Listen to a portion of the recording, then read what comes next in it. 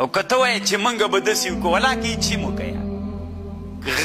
ګپ نه در سره لګوم طالبانو ځکه نن چې په بیت المقدس باندې د ټولې اسلامي امت جنگ د مسلمانانو چی وکړل ما ورته چی کولی عربي نړۍ داسې کوي تا چی کړي عربي نړۍ خو پرېږده ځه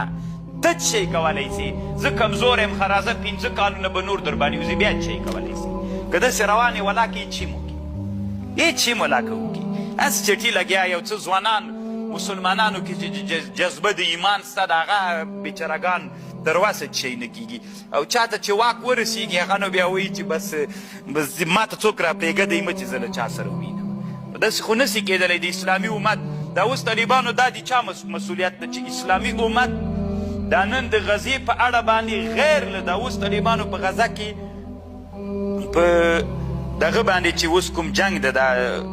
جبالیا ورته وایي یعنې دومره ظلم روان ده چې قسم د ویډیو کتلې سړی نسي کولی نو دغه به څوک کوي په اسلامي امت کې چې د اسلامي امت یو رهبر راپورته سي ټول اسلامي امت باندې وګرځېږي چې دا جنگ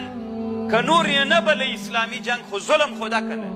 په مسلمانانو خو ظلم ده نو څوک وګرځېږي په دې باندې چې ایران ته ورسي سعودي ته ورسي کویت ته ورسي قطر ته ورسي ترکیې ته ورسي الجزایر باندې وګرځېږي پاکستان اوس دوی هیوادونو څوک یې وکړي طالبان یو مشر دا کار کولی سي که یې نسي کولی چې اسلامي امت راټول کړي ورته ووایي چې په شریکه باندې یو غږ پورته کړي هر سړي څادر په سر باندې راکشکودلی وي دا د ما کار نه ده بیا د چا کار ده د پلار کار مې ده که د نیکه کار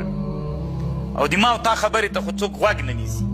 وي ملا خپلې خبرې دې کوه ډېر غږېږه مه څوک یې وکړي دا کار به اوس څوک کوي داسې خو طالبانو دا څو ورځې ویډیوګانې وینئ